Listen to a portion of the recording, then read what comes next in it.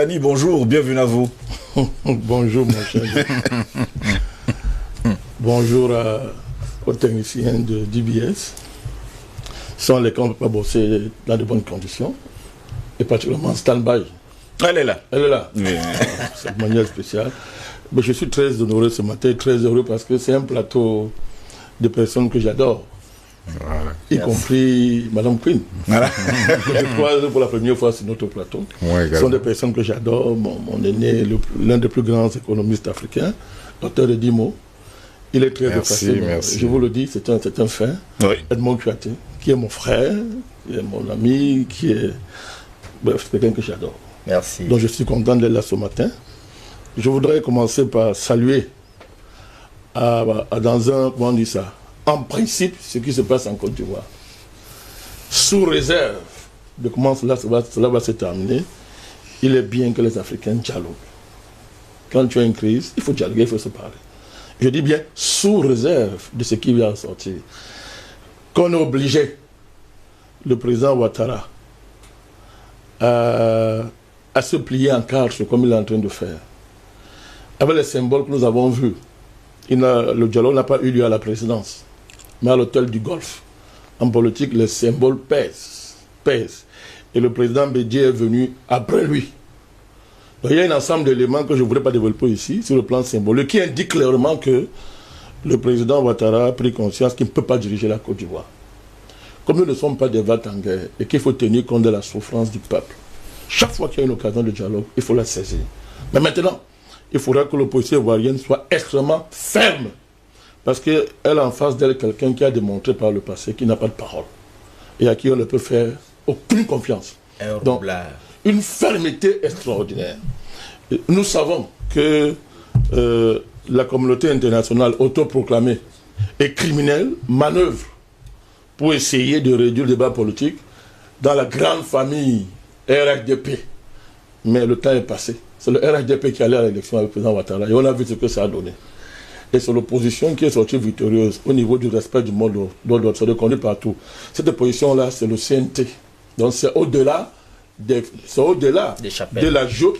la géopolitique communautaire qui a longtemps permis à Paris, à Washington et à ces criminels internationaux de fondre sur la Côte d'Ivoire. Donc nous saluons cela. Mais nous sommes très vigilants pour éviter que ça ne soit une entourloupe qui va se retourner contre le peuple ivoirien. Donc nous sommes contents de voir qu'il y a des pas qui bougent de ce côté-là. Même si on sait ce qu'est Henri Konan Bédié, ce n'est pas la première fois? Non, nous avons dit qu'il y a beaucoup de choses que nous avons tues pour l'instant, pour les besoins de la cause. D'accord. Tout le monde connaît nos réserves. Mais pour l'instant, le patriarche Henri Konan Bédié et les autres sont revenus de leurs erreurs, ont reconnu qu'ils se sont trompés et on prend acte. Donc pour l'instant, je constate simplement que le président Ouattara, dont tout le monde connaît l'orgueil intergalactique, donc, a été obligé de dire que je veux dialoguer en dehors du palais présidentiel, en dehors du palais, et en se pliant aux conditions, n'est-ce pas, du président Konan Bédié au niveau protocolaire. C'est très important. Merci beaucoup, président Badakani, d'être là ce matin. Ça commence d'ailleurs très fort. On espère seulement qu'il ne va pas se retromper. Parce qu'il faut bien que j'insiste là-dessus. Non, nous sommes vigilants. D'accord, messieurs. Le sujet qui nous intéresse ce matin, élection américaine, la tête de Trump mise à prix par le nouvel ordre mondial. Mesdames, messieurs, bienvenue à toutes et à tous. Voici le...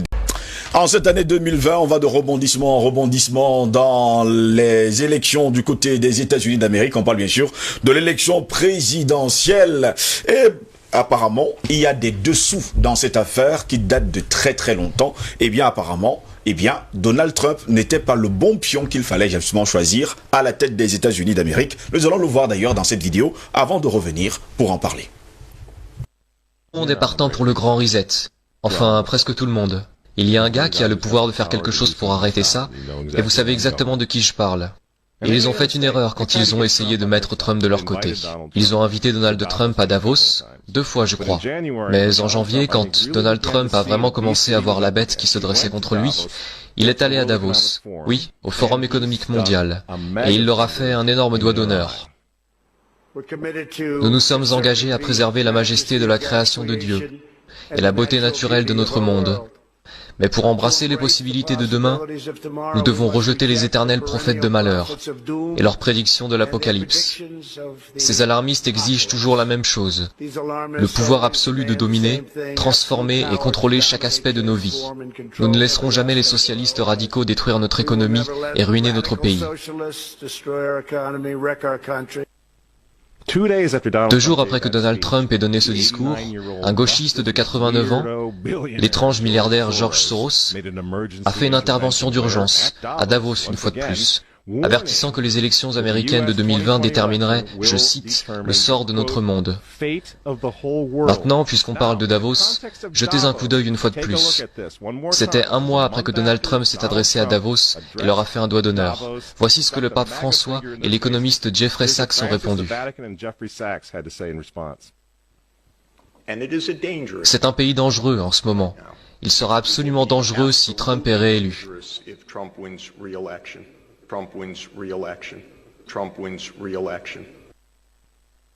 François a invité ce type au synode sur l'Amazonie en tant qu'invité d'honneur et conseiller. Il est aussi conseiller de Bernie Sanders. Qu'est-ce qu'il fait au Vatican? Pourquoi ce type qui est un promoteur, pour le socialiste pur et dur Bernie Sanders, se retrouve en tant que conseiller pour le pape? Pourquoi a-t-il ces accès au Vatican? Jeffrey Sachs soutient l'avortement et la contraception, mais ce n'est pas un problème pour le Vatican. Pour le Vatican, pour le pape François et pour ses amis à l'ONU, c'est évidemment Donald Trump le problème. Je considère clairement l'administration Trump comme un danger pour le monde, mais tel que je le vois, comme un phénomène purement temporaire, qui disparaîtra en 2020.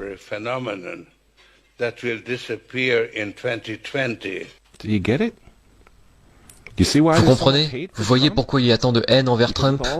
Parce que malgré tous ses défauts, il est capitaliste, il n'est pas mondialiste. Il ne sera jamais l'un d'entre eux. C'est pourquoi il a retiré les États-Unis de l'accord de Paris sur le climat. Donald Trump a retiré les États-Unis de l'Organisation mondiale de la santé, l'entreprise de Bill Gates. Et maintenant, il menace de retirer les États-Unis de l'Organisation mondiale du commerce. Les gens disent, oui, Donald Trump s'est marié 2 fois, c'est vraiment un homme mauvais. Mais il est en train de tenir tête à des démons. Personne n'a dit qu'il était saint. Il frappe les vaches sacrées des Nations Unies dans le monde entier en ce moment même. L'Assemblée générale vote couramment à 185 voix contre les États-Unis sur presque tous les sujets désormais.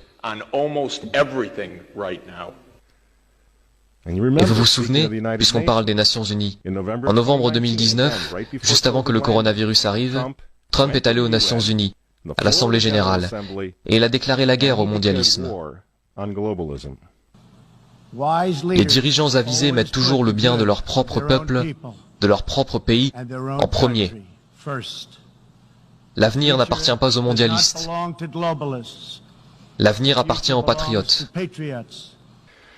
Peu après le discours que Donald Trump a livré à l'ONU, que s'est-il passé? Le coronavirus s'est répandu dans le monde, et l'économie américaine qui était en plein essor a été mise sous assistance respiratoire. Messieurs, vous avez suivi avec moi cette vidéo, je vais me tourner vers vous, président Bandakani. Le programme avait déjà été fait qu'en 2020, il fallait botter Trump de la Maison Blanche parce que, à un moment donné, ils commençaient à voir clair dans leur jeu.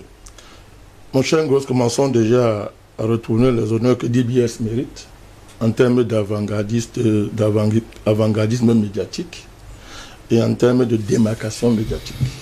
Vous savez que votre métier est en danger de mort. Le monde n'a plus de journalistes. Ils sont tous corrompus, vendus et phagocytés par les voyous comme les Biden et toute cette racaille qui veut détruire l'humanité. Vous vous souvenez si nous avons fait une émission spéciale sur le pape? Justement. Vous venez de le voir avec qui là? Avec quelqu'un qui est son Joe Biden. Sachs. Conseiller de... Oui. Sachs. Ouais. Le gars de Goldman Sachs. Ouais. Oui. Dont tout le monde connaît qui il est, ce monsieur.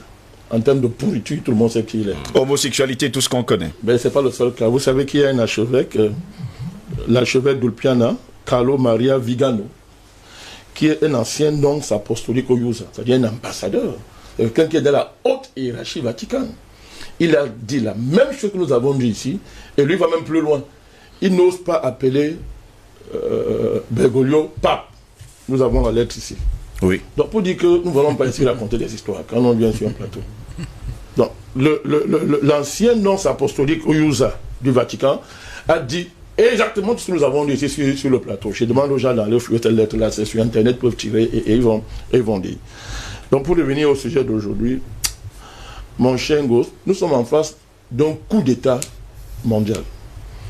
Coup d'État bactériologique, parce que, avec ce qu'on vient d'écouter là, tout le monde comprend maintenant que le coronavirus a été fabriqué de toutes pièces pour battre Trump. Là pourquoi nous parlons de coup d'État bactériologique dans un premier jet. Deuxièmement, M. Biden a dit ouvertement avant l'élection. Maintenant, tout le monde est d'accord qu'il n'a plus tous ses sens. Hein. Ce n'est pas une insulte, c'est un fait. Il a dit avant l'élection que lui et M. Obama ont mis en place la plus grande fraude de l'histoire. La vidéo existe et il parle très bien. Il la compte. Alors quand l'élection a commencé, cette vidéo est sortie, les médias mainstream ont voulu démontrer, justifier l'injustifiable. Vous connaissez leur conclusion? Non, ils disent que non, il a fait un lapsus, que c'était un lapsus. Moi je connais que les lapsus c'est un mot, ou trop deux mots. Mais là, que quelqu'un parle pendant près de 3 ou 4 minutes, et qu'on assimile ça à un lapsus, il n'y a que ces médias mainstream qui peuvent le faire. Donc, avant l'élection, la vidéo que vous venez de montrer, on va dire que c'est une vidéo, oui. Mais les propos de Biden lui-même, qui dit au monde entier que nous avons organisé nous avons mis en place les conditions de la plus grande fraude de l'histoire. C'est lui-même qui dit. Donc, démontre ce qui se préparait contre M. Trump. Et maintenant, on va voir ce qui s'est passé pendant les élections. Parce qu'il faut que votre plateau est crédible désormais. Il faut qu'on dise des choses avec les preuves. Donc, des milliers de bulletins de vote ont été introduits dans les bureaux de vote au milieu de la nuit alors que les décomptes étaient interrompus. Donc, je dis des millions, pas des milliers. Des millions de bulletins de vote. Des boîtes contenant des milliers de bulletins et des centaines de milliers de bulletins de vote ont été introduits dans la nuit alors que les dépouilleurs étaient rentrés chez eux. Ces boîtes-là n'étaient aucunement authentifiées, n'étaient pas certifiées. Donc, on pouvait y mettre n'importe quoi. Des centaines de millions de votes de bulletins traités en Pennsylvanie indiquent simplement le candidat électoral à la présidence alors qu'il y avait d'autres choix sur le bulletin. C'est-à-dire que vous avez une élection où vous devez voter ici pour les sénateurs, vous devez voter pour les représentants, mais sur le bulletin officiel, c'est seulement indiqué le choix du candidat à l'élection présidentielle. Non. Et il y a des problèmes avec une entreprise qu'on appelle Dominion of Tuer, qui est une entreprise, vous savez à qui ça appartient, qui compte des voix aux États-Unis, parce qu'aux États-Unis, on sous-traite souvent le contact de voix à les entreprises privées. Il faut que les gens le sachent. Alors, l'entreprise appartient au mari de Mme Nancy Pelosi. Vous savez qui elle est, non? Oui. C'est la chef des démocrates à la Chambre des représentants. Et cette dame-là a été prise en flagrant délit de fraude alors qu'elle changeait les votes pour les transformer en vote Biden. Cela s'est passé dans plusieurs États. C'est-à-dire qu'on doit flagrant délit. Et puis la flagrance de délit a été constatée légalement. C'est la chef des représentants du démocrate au Congrès américain. Son mari a une entreprise et on lui a sous-traité, évidemment, dans un État démocrate, ce qui est un scandale. Dans un État démocrate, le décomptage de voix. Et elle a utilisé son entreprise, n'est-ce pas, pour transférer des voix de Trump à M. Biden. Et cela s'est passé dans plusieurs États, puis en flagrant délit. Donc, vous avez des témoins qui affirment qu'ils ont été forcés de tamponner des bulletins avec des dates antérieures. C'est-à-dire on a antidaté les bulletins par correspondance. Et ça, c'est en termes de centaines de milliers de bulletins. C'est en termes de millions de bulletins où il y a eu cette anti-datation des bulletins. Et les services postaux des États-Unis ont des responsables à qui on a imposé, les employés, on les a imposé d'antidater les bulletins de vote. Vous avez le shérif d'un comté favorable aux républicains où on a attrapé des gens qui jetaient à la poubelle les bulletins de Donald Trump. Jetaient. Et ce n'est pas 2 bulletins, hein. Des centaines de milliers de bulletins, ils jetaient à la poubelle. On les a attrapés en flagrant délit, en train de le faire. Vous avez des États, je suis venu ici avec... vous avez des États comme la Pennsylvanie, oui. Vous avez la Philadelphie, vous avez le Détroit, qui sont les États les plus pourris en politique aux États-Unis. Ça, c'est reconnu aux États-Unis. C'est les États les plus corrompus politiquement. Et dans ces États-là, Détroit, Philadelphie, Pennsylvanie, Georgie, Michigan, Wisconsin, Nevada, comme par hasard, ce qu'on appelle les swing states, les États clés, il y a eu, c'est-à-dire une fraude, je ne sais pas, c'est-à-dire que, pour rester poli, on va dire éhonté, parce que les gens n'ont pas honte. Et qu'ils fraudent en plein jour, comme on l'a vu là. C'est-à-dire une fraude pas possible. Ce qui a donc permis d'avoir des résultats bizarres. On dirait même pas un pays africain. L'État qui peut frauder comme ça n'est pas encore né. C'est-à-dire qu'il n'y a pas encore dans le monde un État qui peut faire ce genre de fraude. Parce que vous dites qu'en Afrique on fraude. Vous vous rendez compte que maintenant en Afrique, ce sont des enfants de cœur. En Afrique, il y a des enfants de cœur. En Afrique, on ne fraude même pas. Là, aux États-Unis, là, l'État qui peut frauder comme ça n'est pas encore né sur terre. Ne pas encore. Vous allez voir les pourcentages. Au Nevada, vous avez, en termes de personnes enregistrées, c'est-à-dire inscrits, vous avez 1,277 000 inscrits. Ceux qui ont voté, 1 594 143. Donc, 125% à la fin. Ça veut dire que vous avez 25% de plus. Écoutez bien, on est aux États-Unis. Pennsylvanie, 1 277 000 inscrits. Votants. 7 041 672 000 votants à la fin. Un pourcentage de 109%. 9% de plus. Minnesota, 3 millions inscrits. Votants, 3,197 528. 107% de plus. Donc, 7% de plus. Au Caroline du Nord, vous avez 5 160 000 inscrits. 160 000 inscrits. Et vous avez, à la fin, 5 453 943 votants. Soit un pourcentage de plus de 6%. 6%. Vous avez au Wisconsin 3,3 millions, c'est-à-dire 3 129 000 votants. À la fin, vous avez 5 716 581. 105% de plus de pourcentage. Au Michigan, 5 453 000 votants. À la fin, vous avez 5 716 581 votants, soit un pourcentage de plus de 5%. En Arizona, vous avez 3 262 000 inscrits, contre, à la fin, 3 222 705 votants. Un pourcentage de plus. En Géorgie, là c'est plus grave. On a plutôt rabaissé.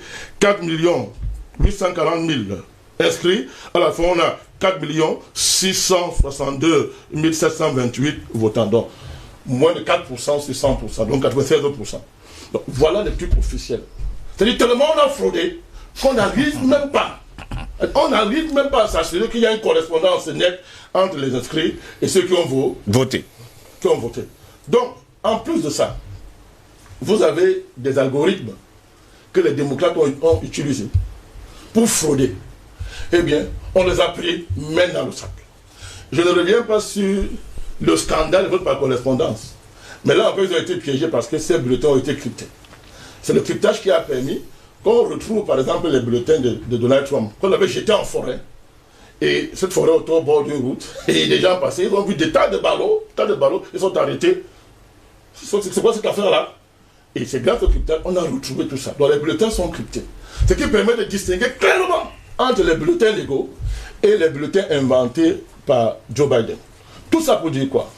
Pour dire qu'à la fin, alors nous parlons, vous parlez de Trump au passé. Non, il n'est pas au passé. Alors nous parlons, on est en train de recompter. Et les surprises commencent à surgir. Vous savez que depuis hier, par exemple, la Caroline du Nord est tombée dans son escarcelle. Vous avez parlé de ça?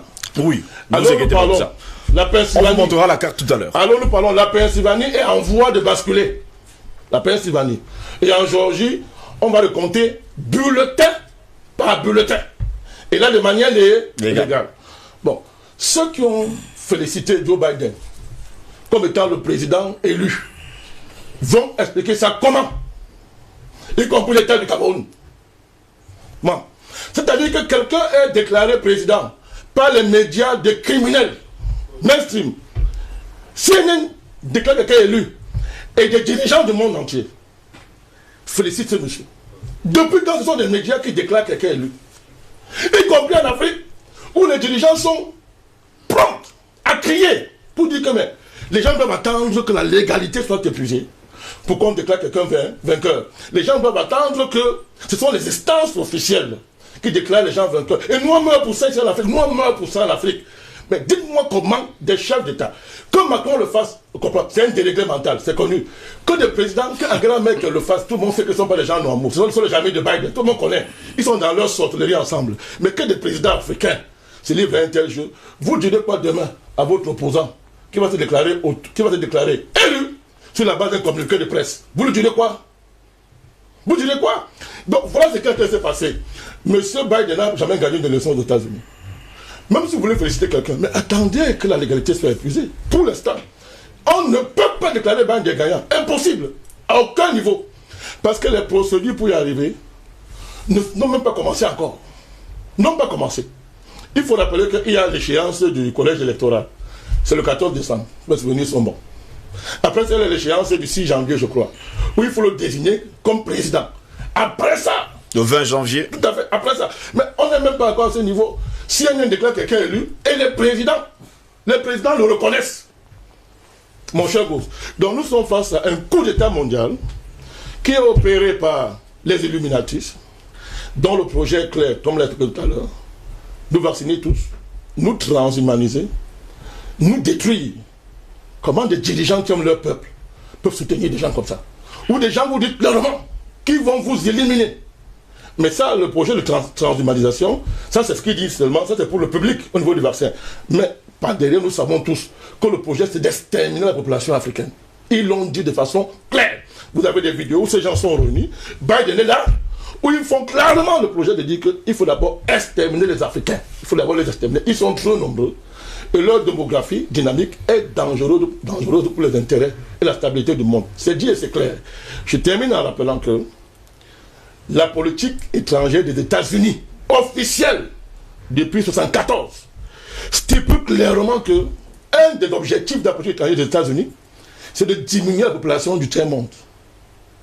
Et quand on dit tiers-monde, c'est un euphémisme. On veut d'abord dire, vous les Africains, les diminuer. Après 1974, ils ont caché ça, c'est-à-dire le document officiel où Kissinger le dit à l'époque, je l'ai. Existe. Moi je l'ai. Mais après, ils ont mis ça en arrière-plan. On dit plus ça officiellement. Mais dès qu'ils ont créé leur Covid et qu'ils ont convenu les gens, Kissinger est sorti de sa vieillesse. J'allais dire de son trou. Parce que c'est un criminel, ce monsieur. Il est sorti pour dire, l'heure a sonné. L'heure a sonné pour que notre nouvel ordre mondial soit enfin implémenté. Donc, on est face à un coup d'État mondial qui est en train d'échouer. Et comme toujours, nous, au NMP, nous apportons notre soutien total à Donald Trump. Nous avons dit que nous ne le connaissions pas Biden. Parce que sur le plan légal, on ne peut pas appeler ce monsieur président des États-Unis, ni même président élu. Troisièmement, on ne peut pas accepter que des médias achetés, contrôlés, diligentés à distance par les multinationales et les Illuminatis, on appelle ça les corporate medias, désignent quelqu'un président sur la base de leur fantasme et que nous reprenions ça pour notre compte. Merci beaucoup.